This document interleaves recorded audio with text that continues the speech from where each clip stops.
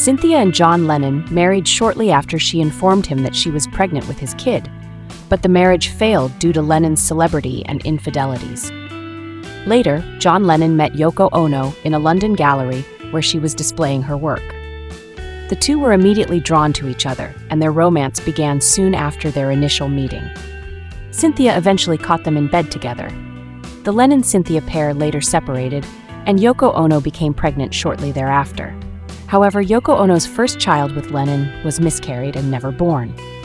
When John and Cynthia's previous marriage ended, Paul penned Hey Jude, originally Hey Jules, to console the couple's 5-year-old child. Cynthia assumed that John had urged all of his bandmates to stop contacting her after their divorce was finalized in 1968. Paul supposedly declined and proceeded to see Cynthia and Julian, sparking unfounded rumors of a fling between them. In the most recent episode of Paul McCartney, A Life in Lyrics, where he discusses the composition of Hey Jude, Paul has rejected the suggestion. Paul told his pod and book partner Paul Muldoon, "I used to call him Jules, when I was traveling to see Julian Lennon and his mother Cynthia. The song began when I was leaving downtown London, a 45-minute drive away, and someone had kind of proposed that we go out because, well, I kind of fancied Cynthia. Any suggestions are welcome, but I didn't make any. I was simply going out to sort of see them as a buddy. And so in my mind, hey Jules, don't make it bad," he continued. "I understand that this is difficult for you, but try improving a depressing tune. Just now your father abandoned you." It was like attempting to be supportive.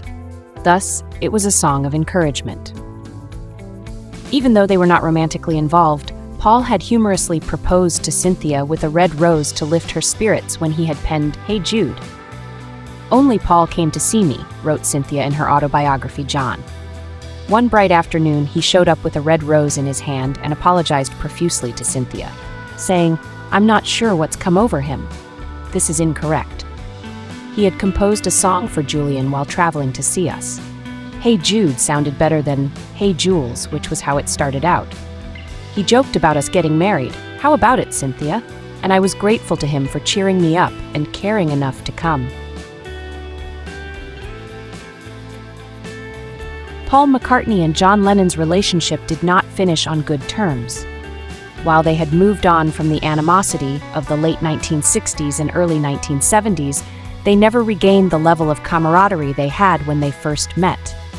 According to Cynthia, Lennon's first wife, McCartney was one of only a few individuals he liked. McCartney and Lennon met at a church celebration in 1956. While their relationship began with their mutual love of music, they quickly learned they had a lot in common. Their musical bond only grew stronger as they gained trust. Cynthia stated that while Lennon had numerous acquaintances, there were only a few people he loved and trusted. McCartney became one of their confidants. Paul was one of the 3 people John was closest to, Cynthia writes in her book John.